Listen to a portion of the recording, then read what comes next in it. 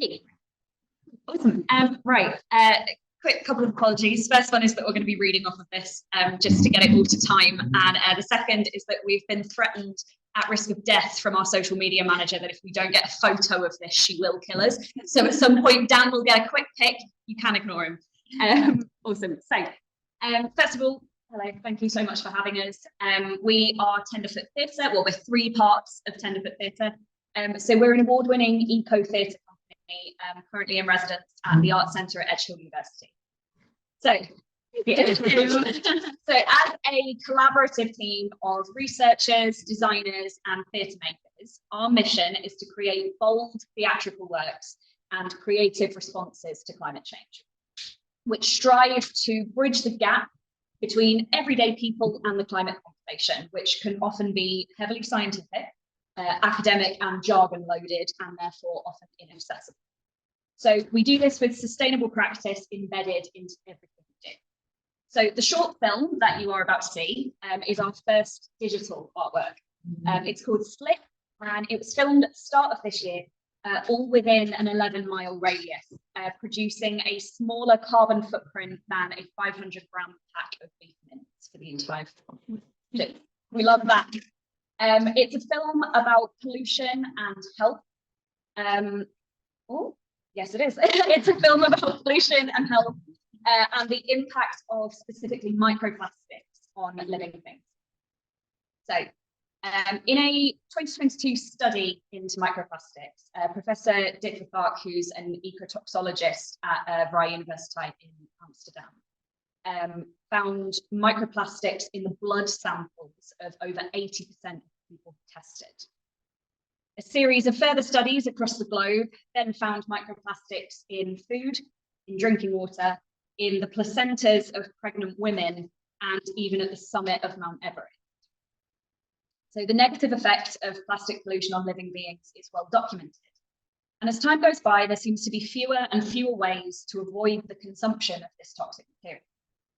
Slick was developed as a deep dive into the effect of pollution on the health of living beings and the prevalence of pollutants in our everyday lives, the ones we expect, the ones we don't, and crucially, the ones we love too much to let go. The piece is a call to action, it's an open letter to corporations, and it's a place of defiance. Mingling horror, satire, spoken word, dance, it's an expression of the human condition in the face of the largest health threat we have ever faced. At Tenderfoot, one of our mantras and key principles comes from a quote by the wonderful David Attenborough, which states that in order for us to build empathetic connections powerful enough to propel us into action, we must first experience the thing firsthand, something that we simply don't have time for when it comes to climate change. So a particular focus of ours was recognizing that while as in the privileged position we are currently in, the ocean may still seem relatively far from our door, non-human species feel the effects of the pollution problem first, and many across the world are already being driven to extinction. The choreography that you'll see in the latter stages of the film was inspired by the movements of birds caught in oil spills, of marine life caught in plastic bags, and the lethargy inflicted on the polluted body. The film's journey takes us on a journey of empathy, from a recognizable humanistic world through to a distorted but not far-fetched dystopia, placing human beings in currently non-human scenarios in an attempt to build an empathetic bridge between the bodies of human and non-human species. The other relationship that we focus on is the toxic love affair that we as human beings have with the pollutants in our lives. This film explores the predatory nature of pollution, the way it lures us in, makes us fall into a kind of love that we could never live without. It's the toxic relationship that we just can't walk away from, a non-consensual purge. And to this end, content warning, the film carries a 15+ age rating, as there are adult themes, nudity and strong sexual references to make you aware of, which provide a stark reflection of our human condition against very non-human scenarios. Hi, I'm Kate. I'm the designer of Tenderfoot. So the production elements in terms of design that you'll see in the film were made by me. And it was these non-human scenarios which inspired the production elements So our design work at Temple Theatre follows an experiment, upcycle and repurpose. So in short, we look for new ideas using old materials. There's a lot more about this in the programme and on our website. So the dance sequence that you'll see near the end, the costumes were made by myself using second-hand fabric and scraps from somewhere. The designers themselves drew inspiration from images of seabirds who had been caught in oil spills. We wanted to present this idea of nature's purity featured by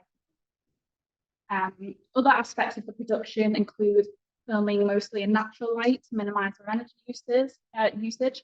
And the goo that you'll see throughout was made using all natural materials, which at the end of the piece, Georgie very kindly made into cookies for the film premiere, which provided an opportunity to break bread with the cast, crew, and community of people who came to see the film. We love breaking bread and building community. So if you'd like any further information on the film, how it was made, the cast, the crew, there is a digital programme available on our social media, Temple Theatre on Instagram, and there's a link in our bio. Or if you see one of us three, we have a little QR code on the lock screen of all of our phones. You can come and get so QR code if you want to scan that. So if you are interested, we'll be around at the end. Also Q&A later on. Feel free to ask any questions that you like. So without further ado. So just a big thank you to everyone at home and here for watching our little film. Yeah, we hope you enjoyed it.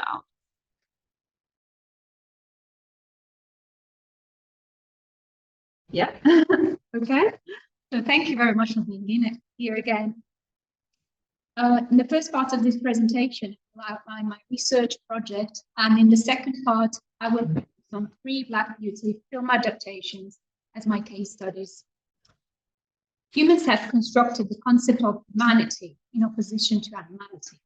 Therefore, the main aim of animal studies is to overcome the human-animal dichotomy. So when considering cultural products, it becomes urgent and ethically relevant to think about dynamics and strategies of the representation of non-human animal identity. Given the abundance of film focusing on horses, my own experience as a horse person and my research interest in film and cultural studies will be useful to analyze these types of representations.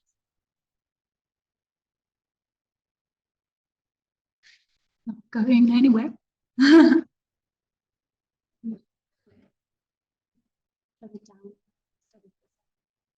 Down. Thank you. Thank you. So my main research question is the following. What are the aesthetic, theoretical, and material implications of the representation of horse characters' points of view in live-action films? In my research project, I'm combining a set of methodological approaches. First of all, my research operates within the frame of cultural and critical animal studies. In the context of film studies, representations are both images, frames of reality in our world, and the meaning that results from narratives. As discussed by Richard Dyer, discursive practices are used to manage and to empower certain understandings of the subject while delegitimizing others. He points out that film representations can affect how we see and how we orientate our actions in the real world towards marginalized categories. In addition, the framework of critical animal studies allows me to consider material implications of these representations in 2 ways. By focusing on horse performances on set and on the creation of meanings that influence our actual relationships with horses. My data collection mainly depends on film analysis and adaptation studies.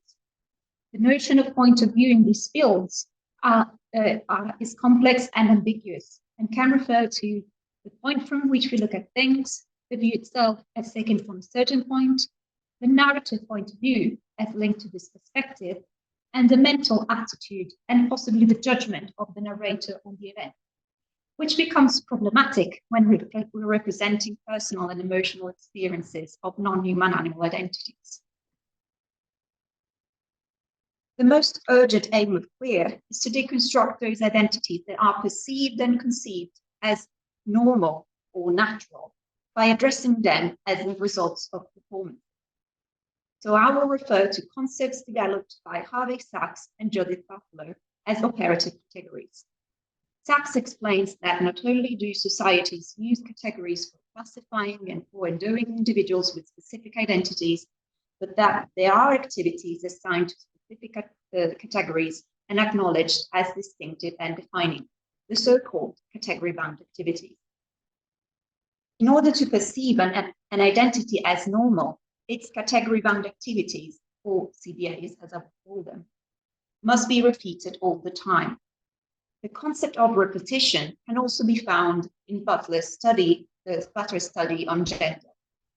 As the Laversano study demonstrates, not only is Sachs' work in line with queer theory, but they can be both productively applied to animal studies. Yeah. Sorry. In addition, in my last chapter, I will refer to animal performance theories. Performing animals challenge the very notion of acting, because even if trained, they cannot help but transparently express themselves, their materiality, and their emotions. As argued by Hockenwald, animal performance is valid and counts for something. Even if a horse's behavior is oriented to fit the film narrative, their movements and behaviors still count as an expression of a horse's subjectivity, and their reactions are meaningful because they inform us about their agency. In general, since a non-human animal personal experience is not fully accessible, humans construct fictional representations of the non-human animal point of view and can only rely on and interpret observable behaviors. So it becomes interesting to analyze the narrative and semiotic strategies and the processes through which the representation of the point of view is handled. In this regard, film studies are generally anthropocentric. That is, they hardly ever focus on the non-human animal point of view and on the potential alignment and emotional engagement with non-human animal individuals. Within animal studies, the question of animal agency has been explored by several scholars, also in relation to film representations. However, the investigation of horse agency remains an understudied topic, on which scholars are focusing progressively more. Indeed, there are few contributions on the representations of horse point of view in films, and they tend to focus on single case studies. I'm considering live-action films from the global north that have been released since the end of World War II, and that are also adaptations. These questions are guiding me in building up my corpus. Does the film give an account of what it means to be a horse? Does the film focus on the horse's personal and emotional experiences? Does the film challenge the normative social construction of horses? In the chapter that I've written for my thesis, I focus on James Hill's, Caroline Thompson's, and Ashley Avis' film adaptations of Black Beauty. Among the several screen adaptations, they all reproduce the novel's engagement with horse agency, horse labor, and horse subjectivity. In today's paper, my aim is to demonstrate that the representation of Black Beauty and Ginger entails the construction of different horse identities that emerge, in particular, in the episode of The Bearing Rein. At some point in his life, Black Beauty and his friend Ginger are harnessed with this part of the horse tack that forces horses' heads up. While he endures this painful experience, Ginger rebels to it. This is Bearing Rein. The novel constructs what I shall call the collaborative horse identity. In fact, Black Beauty engages with any human activity, despite the unpleasant physical and mental impact. The several references to his willingness, pleasure, and pride to work can be seen as category-bound activities whose repetition normalizes Black beauty's identity as a collaborative force. The experience of the bearing rein is described as painful and limiting force movement. However, despite his suffering, Black beauty tolerates this brutal practice. On the other hand, Ginger, who has a very different temper and has already opposed to the bearing rein in her life, enacts a strong act of resistance. Her reaction to the tightening of the bearing rein is characterized by an explosion of physical energy. Ginger's rebellion becomes a model for many horse stories that include horse characters not behaving according to human will. Indeed, in the novel, it is constructed in opposition to the collaborative horse identity ascribed to Black beauty, and I will refer to it as the resisting mare identity. Hill's film does not investigate horse-horse bonds and or the character of Ginger, who is not presented as a resisting horse. By portraying Black beauty as repeatedly accepting a variety of human activities, even when negative, painful, and pressing, the film perpetuates the construction of his identity as a collaborative force. Hill's film briefly adapts the bearing rein episode, but still offers useful details to understand that Black beauty's experience is unpleasant. While Black beauty is harnessed for the carriage, one of the grooms referred to the fact that the bearing rein can break a horse's neck. Black beauty's unpleasant sensation is highlighted by a low-angle close-up, as you can see from the image, as he starts chewing loudly. While one of the two grooms tries to explain that he's not used to that practice, we hear metal sound of the bit in his mouth, a squeal, and heavy breaths. Unlike the novel, Thompson's film doesn't explain the reasons behind Ginger's nervous and aggressive behaviors and present them as natural. The film insists in attributing features and gestures that respond to the cultural constructions of mare, guess what, as hysterical, unapproachable, and unpredictable. So looking at Ginger's nature as a result of a performance allows us to see how the film relies on the repetition of CBAs to construct the resisting mare identity that can be traced back to the novel. The representation of Ginger is an example of how films can re-elaborate behaviors that do mean something and are signs of an individual horse's subjectivity. The narrative information, the dynamic of the scenes, the editing between the scenes, sounds, and the voiceover channel the audiovisual information towards a specific conclusion on horse identity. The repetition of these features is functional to naturalize the horse identity performance of the aggressive mare. In this sense, Ginger's violent resistance to the bearing rein responds to what I've called the resisting mare identity. On the other hand, Black beauty is constructed as a peaceful horse, whose CBAs are kindness, generosity, and patience, which is in line with what the novel's construction of the collaborative horse identity. He is the one who's given a warm and gentle voice, who looks for body contact with Ginger from the very beginning, and who endures the bearing rein. Thompson's adaptation of the bearing rein episode follows the escalation of Ginger's reactions. Then, as you can see from the then Ginger's extreme act of resistance is shown by a sequence of rapid, medium, and close-ups.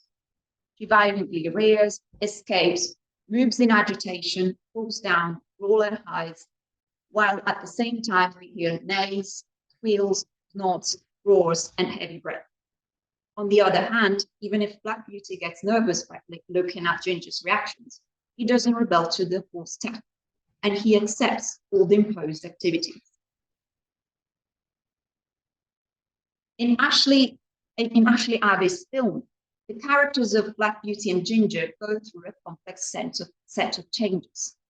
First of all, Black beauty becomes a mare. Then, in comparison to the 1994 version, the representation of Black beauty and Ginger's relationship is presented as secondary. as the film mainly focuses on the bonding between Black Beauty and a girl called Jo. In addition, the behavioral features that in other texts define Ginger's identity are ascribed to Black Beauty's character. That's basically this. However, since Black Beauty in this film is a Mustang, the traits that define the resisting male identity are here used to delineate the Mustang spirit identity. One of the most evident recurrences is the voiceover's claim the Mustang spirit can never be broken. The movie insists on conveying the idea that a Mustang CBA are strength, endurance, pride, and independence, thus using the horse breed as a reference point to explain most of Black Beauty's behavior. What also distinguishes the 2020 adaptation is its insistence on what I would call the perfect match identity narrative, namely the representation of a perfectly functioning human-horse relationship.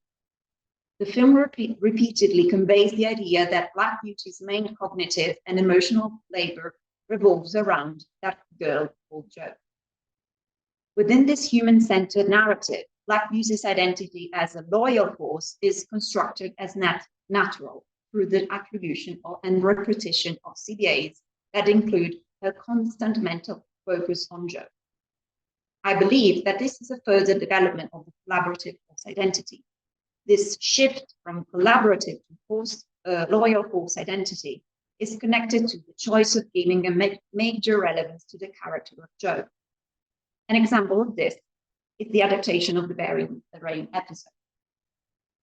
The original Bearing Rain is here adapted as the Draw Rein, a set of additional reins which are used to intervene more easily on the head position and to achieve a rounder frame when riding. Indeed, Black Beauty's face is framed in close-ups and medium shots, while the rider's instructor shortens the draw rein. At the same time, the voiceover refers to Black Beauty's preferred humor. Then she lies down and gets rid of her rider. However, this scene depicts Black Beauty as aware of a situation that involves Jo and goes beyond what a horse is able to understand. As I've discussed in this paper, the representation of horse characters' point of view entails the construction of non-human animal identities, which can be both preserved and acquire new meanings in the process of film adaptation. My arguments are leading me to consider that anthropomorphism, which consists in the attribution of traits and features to non-human animals, can be used to create narratives and therefore horse identities that may obfuscate the complexity, the relationality, and the performativity of horse agency and subjectivity. I argue that even if it represents a channel through which empathy can be triggered, it may as well reaffirm asymmetries of power, since it positions humans as entitled to predicate any convenient narrative and to construct and naturalize non-human animal identities. However, I also argue that this form of human-oriented anthropomorphism can vary not only from one film to another, but also within the same film. Indeed, as I discuss more in detail in my chapter, depictions of horse agency, labor, and subjectivity, which are referred to as non-human animal-oriented anthropomorphism, can coexist with human-oriented forms of anthropomorphism within the same text. And these are briefly my references. I'm looking forward to feedback and questions, and I thank you very much for your attention.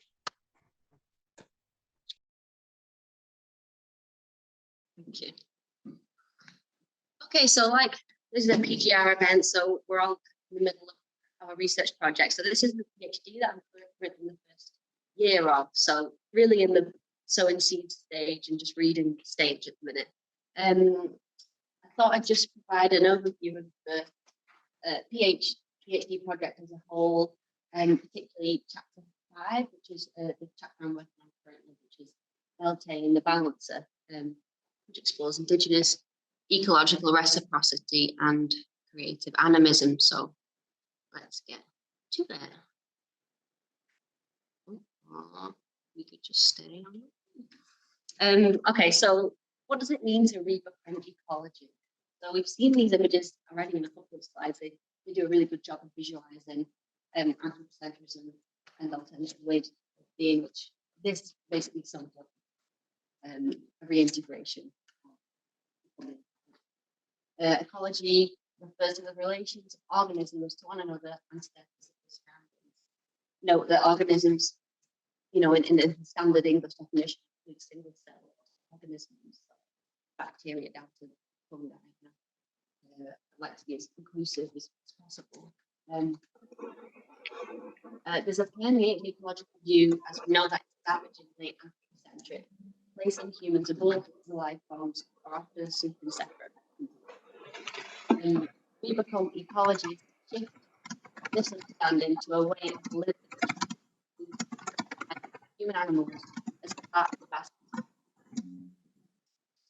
And it's the way of living, which is something that I'm really interested in. I want it to be something that we can kind of translate into actionable steps that can permeate our everyday lives, rather than it being too abstract. Okay, so this project then is, I'm hoping to provide a conceptual framework in understanding the importance and foundations of reintegrating with our environment, including the proposition of everyday actionable steps. In this chapter in particular, I'm looking at shapes and perspective, communication, language, and ceremony.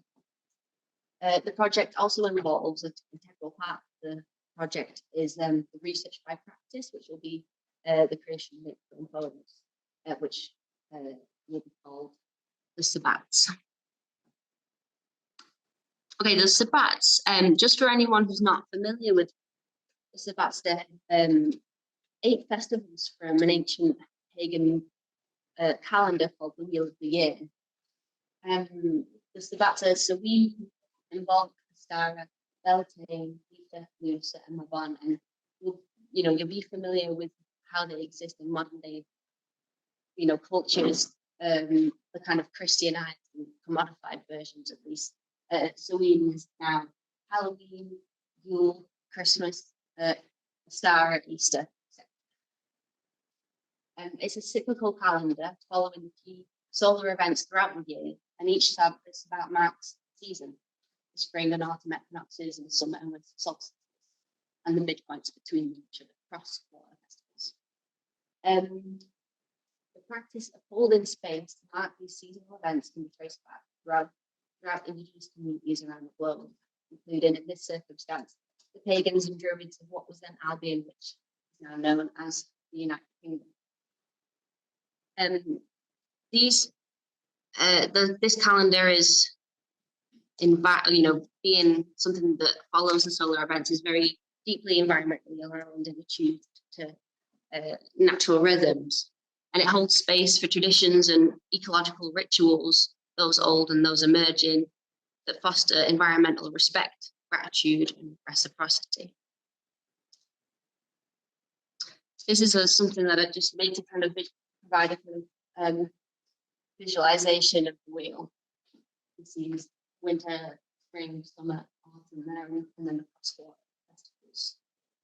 So they're the temporal Sabbats on the left, and this is a little summary of the creative project. So what I've tried to do is channel the energy of the Sabbats, this is something that's developing all the time and something I'm really enjoying. But for example, Yule is the shortest day when the sun is in the sky for that time, and the darkest day. So this chapter is going to be really getting into the dark prep that we're doing with facing intersection of climate and justice.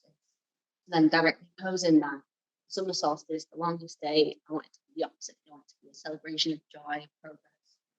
So it explores ecology.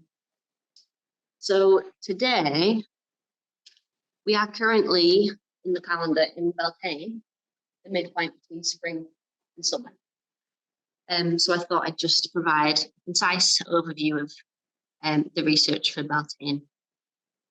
So the Sabbat, then, just as a brief overview, it begins on May 1st in the Northern Hemisphere. It's contemporarily known as May Day. It's halfway through the wheel and is an acknowledgement, time to acknowledge balance, looking forward and looking back. It marks the beginning of summer and the greening, time of dances, fires and flora, traditionally including dancing ribbons around a maypole to represent the spiral of life.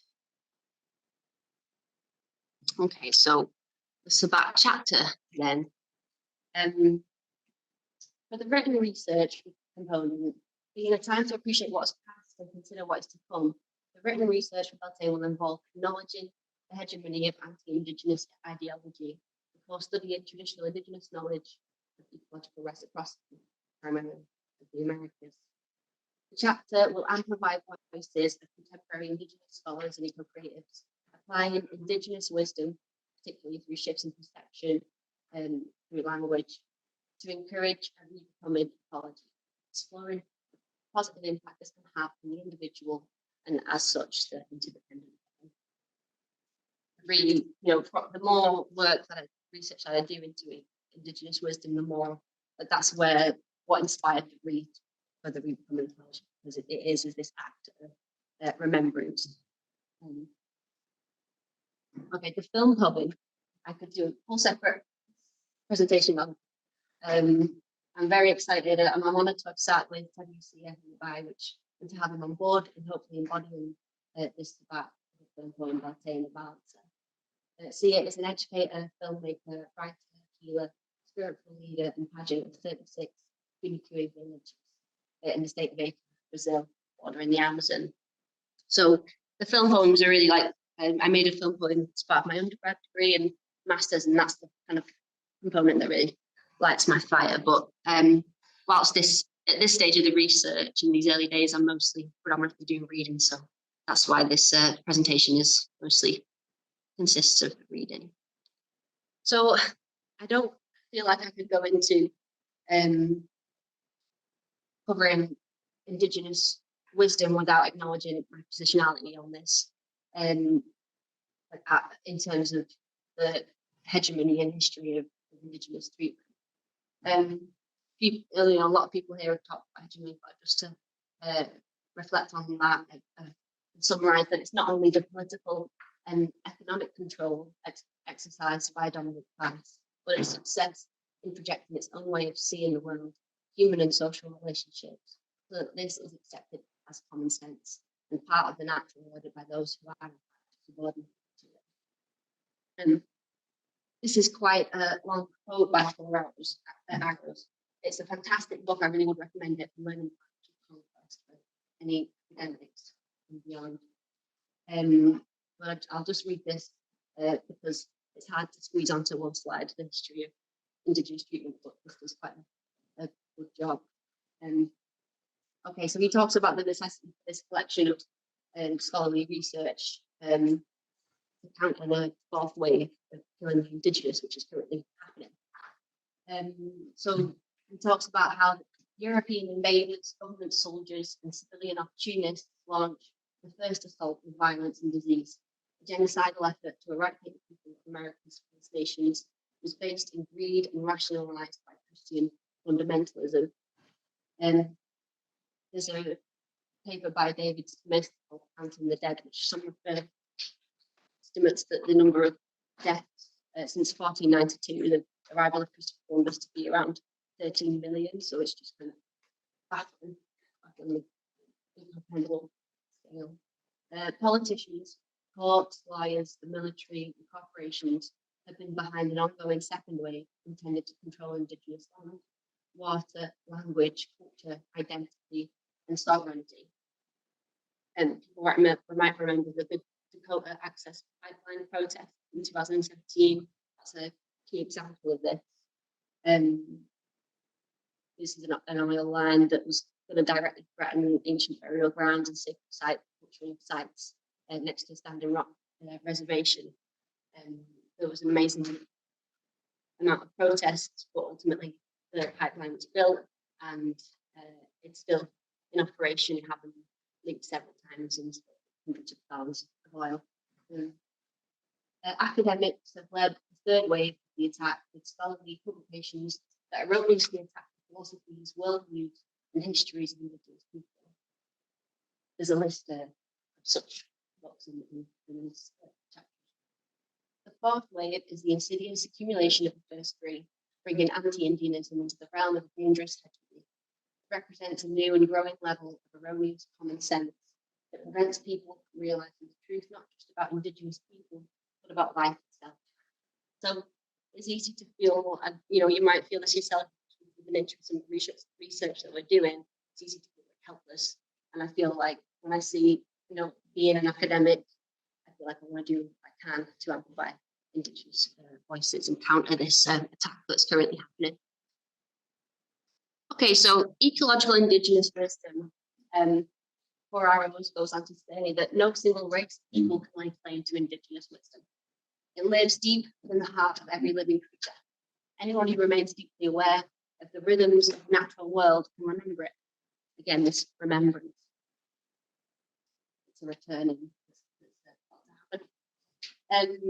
Gregory Kaheti, I'll return to later, but he says that nature, it's the worldview that nature is not simply a collection of objects, but rather a dynamic, ever-flowing river of creation, inseparable from our own perceptions.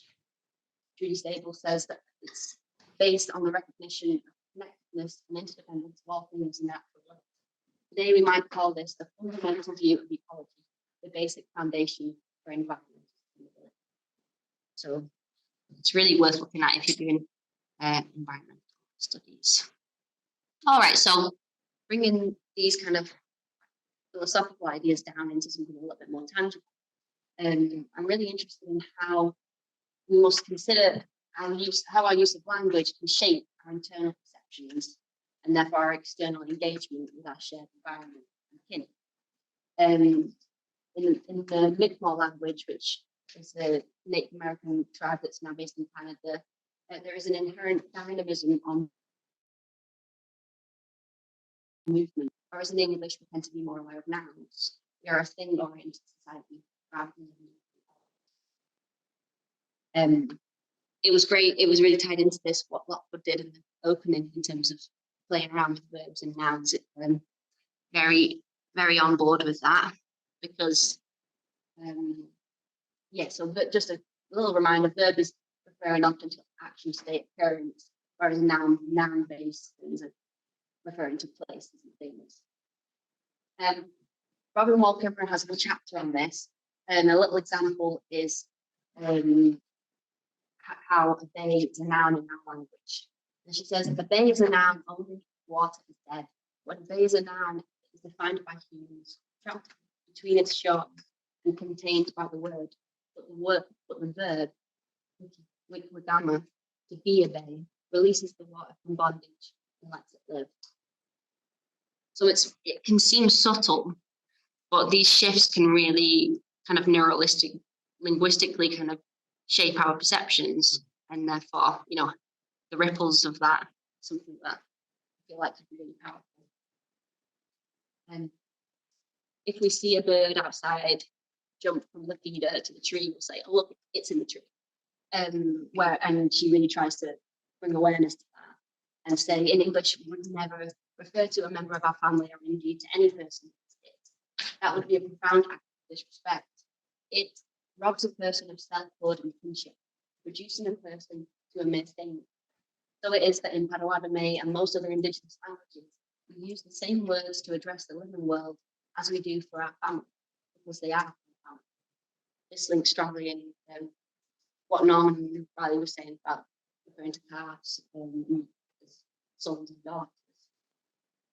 In Potawatomi, rocks are animate, as are mountains and water and fire in places, beings that are imbued with spirit, our sacred medicines, our songs, drums, and even stories are animate.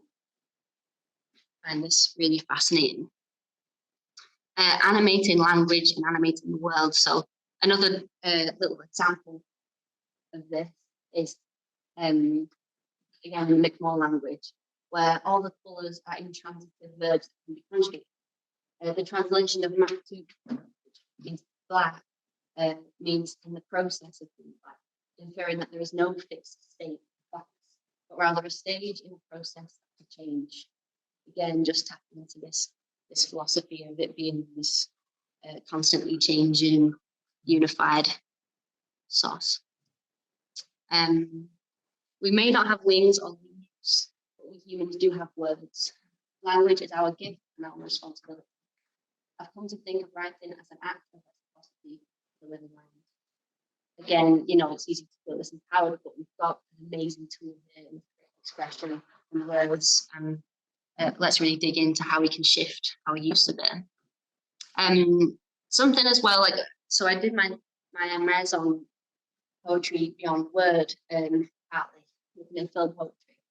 And I'm just interested in how we can portray poetry in movement, in song, in pictures. And so I just wanted to make a note to say, you know, not in language is beyond text, like tender folk now. Many of these dances, this is about the Mi'kmaq, many of these dances that did were a storehouse or an embodiment of multiple layers of information and meaning encapsulated in particular body movements and choreography. Within the dances of the Mi'kmaq, extensive knowledge of the world was conveyed. One's relationship to the world was reaffirmed, and in essence, the world was danced into existence. So I just wanted to kind of offer you guys a moment to kind of consider how you might be able to integrate creative methodologies into your research. All cultures create ways through a variety of media, story, song, dance, oral art, and language to make experiences and many forces that play in the world understandable and communicable. The language and methods of Western science tend to exclude other ways of knowing. So yeah, just a reminder to try and step back sometimes, especially if you're feeling bogged down in the data, and just consider how you might be able to approach that data and display it and embody it in different ways. Okay, so to conclude, yes, Gregory, I think, talks about how we can only understand a thing when we understand it with all four aspects of our being. He lists as mind, body, emotion, and spirit. There obviously overlaps here between those things, but ultimately you have to categorize them. Maybe that would be it. So I just wanted to do that for this presentation itself. Being at this stage of the research, mostly we've been looking at minds today via the intellectual awareness of hegemonic ideologies around anthropocentric ecology and Indigenous knowledge, and the ways in which we can shift our use of language to alter our environmental perceptions. What I'm going to kind of going on to research, and I've got chapters on categories on in this chapter, is then how we can, by allowing these intellectual shifts, translate also into ecological action, integrate an expression and movement which holds environmental reciprocity at the centre. This can be as simple as, I think Robin Wall Kimmerer says that the best thing that you can do is plant a garden. You know, like sometimes it feels like you're taking on the survival of the world, but sometimes it can be feeding the birds, you know, like kind of, yeah. Emotion, there's a whole section on Indigenous wisdom in terms of practicing of gratitude towards ourselves, towards nature, and the real potent power that holds. Well, yeah, squeezing things in here. And then spirit, which again, we'll talk more about. So by tuning to the rhythms of the wheel and the energy of pain, joining the communal spaces of ceremony, or holding space to begin shaping rituals. Some people kind of are a bit repelled by these kind of trigger words of ceremony and rituals, but every time you blow out candles, it's come together compared to, like, you know, there's a lot of hegemonic rituals. How can we integrate ones that are more conscious of our environment? Okay, so yes, I could talk more about this one, but for now I'll just say thank you so much for listening.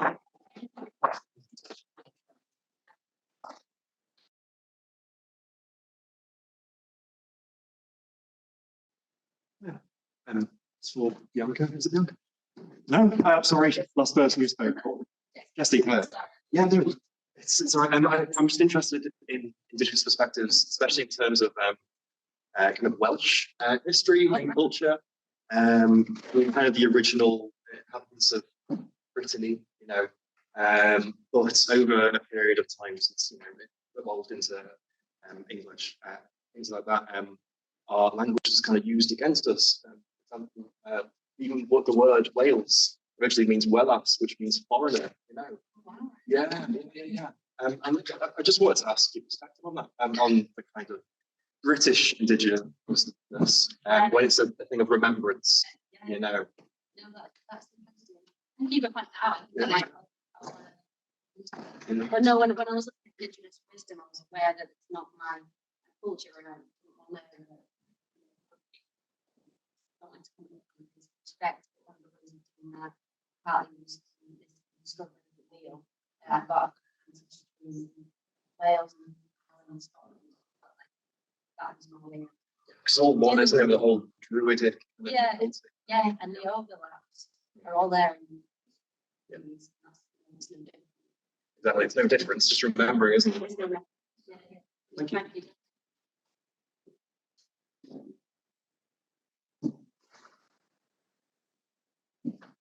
I also had a question. Should I go? Yeah. I also had not really a question, but rather some thoughts which came up listening to you. I was wondering if you'd ever considered reading the works of Italian ethnographist and anthropologist Ernesto De Martino. I don't know if you've ever heard of him. Well, I think you might find that very interesting because he was very interested in the borderline figure in 20th century ethnosciences because he was a Marxist who, however, studied indigenous Italian traditions in the south of Italy, which was at the beginning of the century, sort of a very, very rural area and very oppressed economically as well. So there are three books your talk made me think about, which are in their sequence, The Magic World. They're fairly easy names anyway. The Magic World, Southland Magic, and The Land of Remorse. It's very interesting because they develop, I think, the problematic perspective of someone who does come from an academic background, and so may also be very much aware of social problems and the social agenda of a Marxist person, as compared to observing rituals, traditions, and the whole perspective of the world, which are actually they're authentic, but they also preclude some kind of social advancement. So he has this very interesting dynamic throughout his work, which at one point he says maybe we should free these people from the because he does a history of these traditions. There's also a sort of a hegemonic history of things which appear authentic and indigenous. For example, he retraces a lot of the ways that these rituals were being lived in the 19th and early 20th century to actual impositions by the church and lots of interference and so on, as you were mentioning, and sees that as a form of oppression instead of freeing people towards a materialist, scientific, appropriation of reality. But then he goes back on that as well in the last study he does, which is The Land of Remorse, and sort of asks himself how much we should be interfering with. So anyway, it was just a suggestion. I think it's really, really in line with you. Yeah, great. Oh, thank you. Thank you.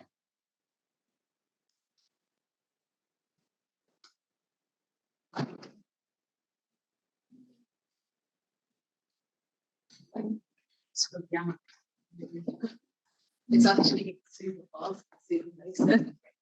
I wanted to ask, why did you choose horses to look at? Partly on a personal level. Also, I've been thinking a lot more recently because of Animal Rising's actions against horse racing. And I actually, probably at the start of this year, if you asked me, what do you think about horse racing? Probably would have said ancient Grand National, the betting and horse racing. I would have said, yeah, it's okay. I wouldn't have thought, and that shift for me, even as such an animal lover. I would have, now I'm horrified, but it's changed. And I also love the 94 Black Beauty, and clearly it didn't. Yeah. Well, it's clearly part of my own biography. Is I've been a horse rider. Then I also had more than one horse companion in my life, and as I progressively stopped horse riding because of their aging, generally they age quickly. I started also appreciating, the relationship with them, and I really wanted to do something, bring my own insights in representation. And to be honest, at first I wasn't very convinced, because it's always very tricky for a horse person to look at films that, being very polite here, but just create very, very, very much narrative and telling things that are absolutely not, real. Even in, my point is going deep down into film analysis to see how much it is constructed and perpetuated. And the specific, apart from that, specific case of horses is quite indicative of a wide range of human relationships. Okay, they can be athletes, pets, they are unfortunately used for many purposes. Not here in England, unfortunately, but for instance, many countries, they are also like horrible here in England, but it's like a thing. So they're quite indicative of a wide range of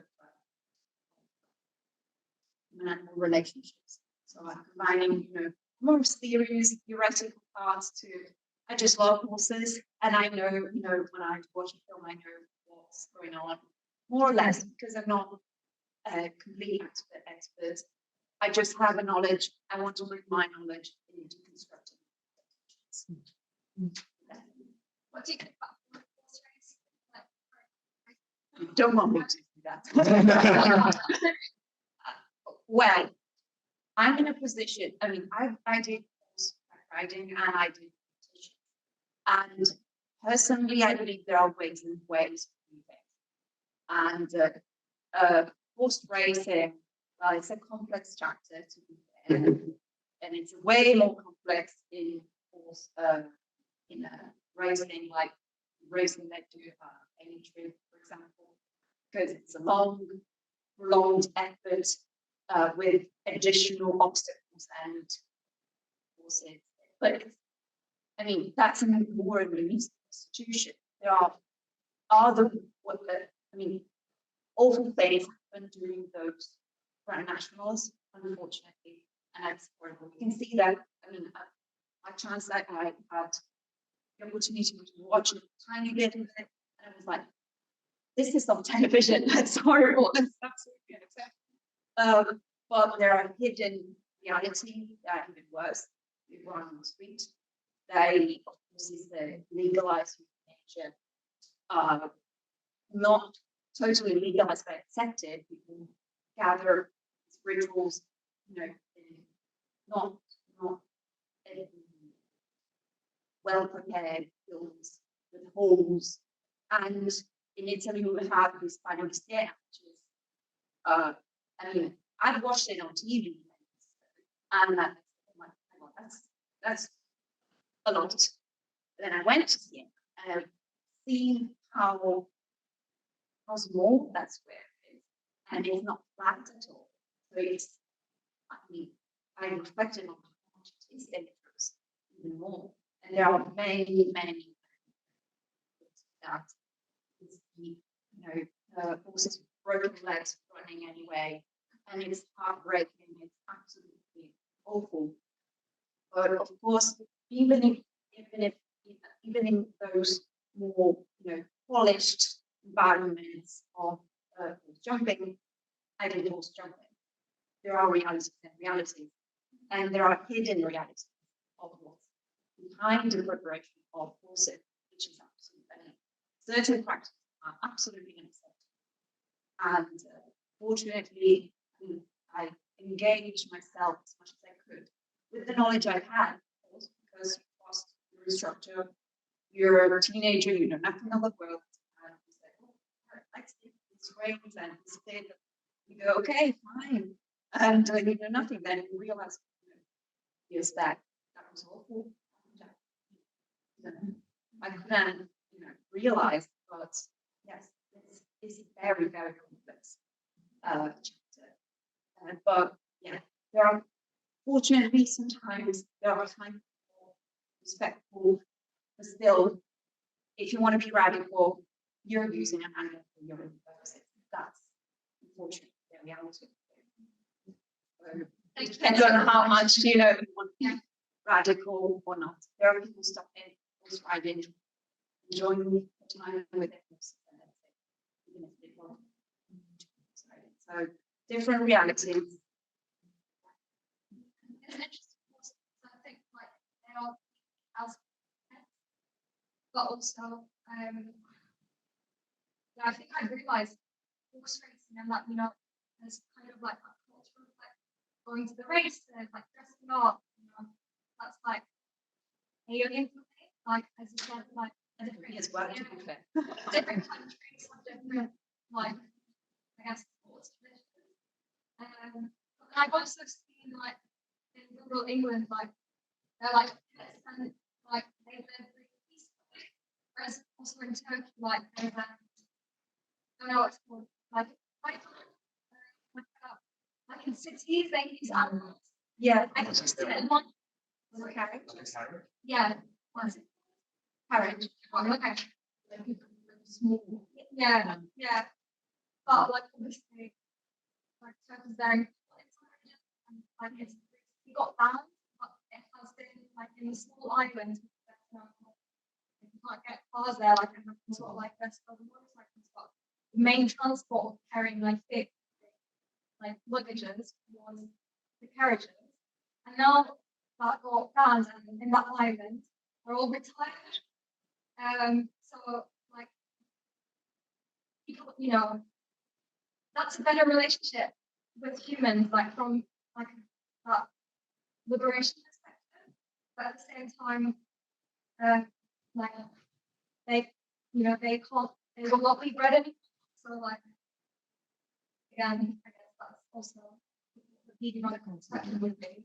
But yeah, I do agree that's very complex and like yeah, I'm against horse racing, but how you put it, horse riding, I'm like conflicted, like when I do it, I don't know, I love horses, but I don't see that as a, just because it's for human, like it's just because you like riding horses, like that's not exploitation, I guess. I have more like that kind of stuff to do. So I really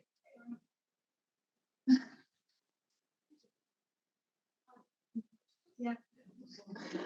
I'm conscious of time, just have to make one very quick question. Yeah. Where can we watch? So Slick at the moment is part of a wider catalogue of lots of different projects that we're doing, and it's the one, unfortunately, that we're having to be a little bit more guarded about because it's going off to various different festivals that require it to have, there's limitations on where it can be before it reaches them. So we have to keep it until it's gone through that, and then it will go out to the public domain. It will get released on our social media, but probably not for about another 8 months. In the meantime, if you follow us on social media, we drop little kind of teasers and things, and there will be, hopefully we'll know sooner rather than later what we can do with it. But yeah, unfortunately that one is a little bit restricted at the moment just because of the industry being the industry. Consider other stuff. Program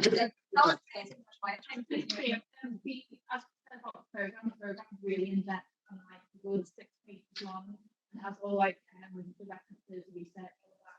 So you can kind of see it in a visual format on the program as well. All the behind the scenes footage is on our social media and on our website as well.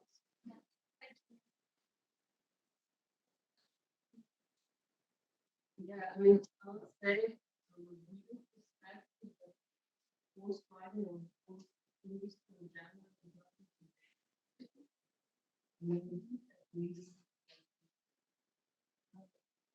Only one exception of the horse riding with vegan, which was when I was in college, and they had horse riding. But then I saw one woman who came to the car and then they went for a walk. And at the moment it was like you saw the horse was okay with her because it was like walking a lot and they were like walking both of them and at some point she was riding but it was like the horse was okay with it. You sort of need from the community that they have to as the only example. And I thought, okay, that's the first moment when I thought as a vegan that would be proposed by you and would be like, okay, I can't be okay with it. When we have something like your consent and an agreement, what's okay with it. Let you know. Okay. Also, it was very interesting when I was yesterday. There is a monument for horses. I've never saw that. And of course, very rare to see the animal monument. It's like animal kind of life. For the horses that were carrying the food. It's the dogs.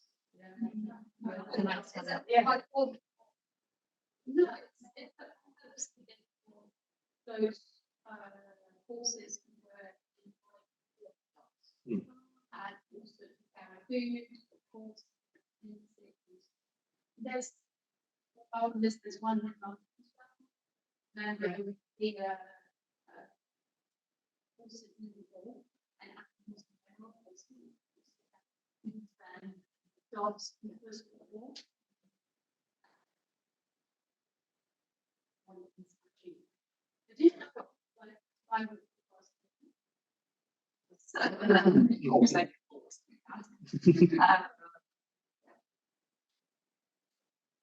Well, I mean, it's time to respond to two very different. All I was going to say is, yeah, just adding on to that, to take maybe more radical treatment.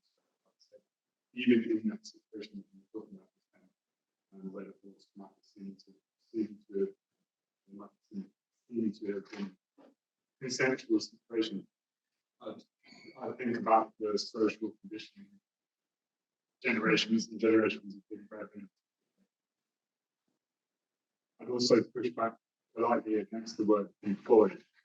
Like employed to clarify. Yeah.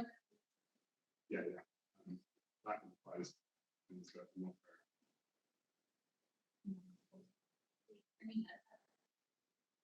very. Yeah, it's a very different when we are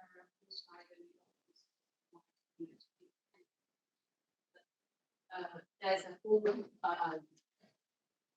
system of nurturing, racing, and just like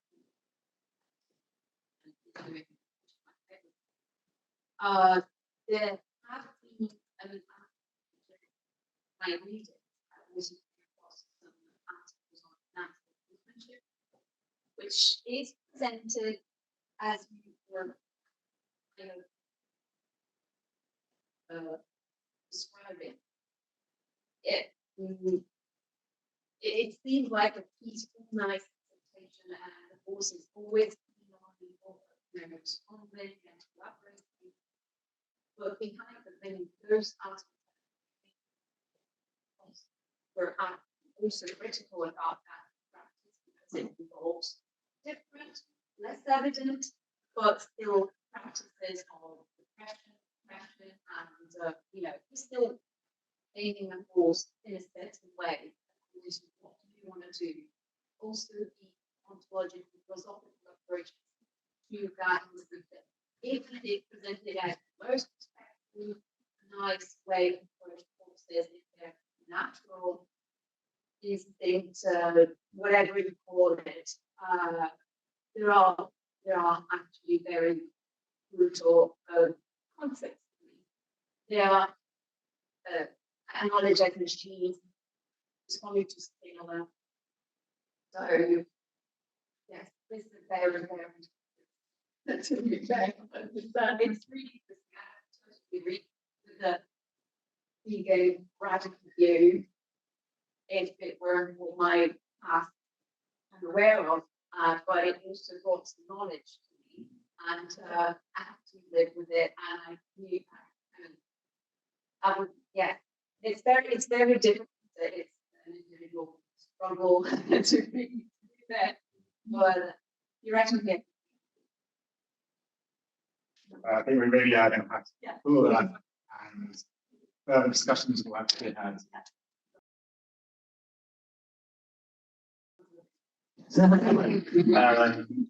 Yeah, so I mean, on behalf of CfHAS, it's been thank you for coming. Hope you've enjoyed today. We've really enjoyed having you all. Yeah, it's been really great to have this opportunity to connect. And we just want to end with a really quick reading and just round up the day. And just for just that stage, look at the head of scheme for anyone to come for a training afterwards. We've got for a table of 10, but many people that want to come, I'm sure we'll squeeze us all in. Everyone's welcome, head of scheme and Jesse. So thank you very much. Thank you. It's just a quick one from Dorothea Smart called Shake My Future. Well, it might be the next one to kind of energize in some way. Shake my future, push me past my complacency, my taken for granted, my comfort zone. Shake my future, let me source the unimagined, be released from the sentence of the inevitable, take control, empower myself, pass the dour predictions of the present, and change myself. Shake my future, challenge our first world capitalist, consumerist, criminal zone, perpetual purchasing. Shake my future past the edges of the known world. Launch me out into the hinterlands of the intuitive, imagined, beyond the droughts of apathy, and quench my thirst for something different. Shake my future with alternative endings, curdle the milk of human kindness beyond the patronizing rattle of charity hands to preserve the poor and assuage my guilt, assuage my guilt. Shake my future with a kaleidoscope of tunes, place them with a melody and bliss me out. Of ignorance, let my mind expand with a question and seeking the answers. Shake my future, shake my future, shake my future. In a triangle of tangential tirades and beckon me into a sandwich of yes, we can, and hope.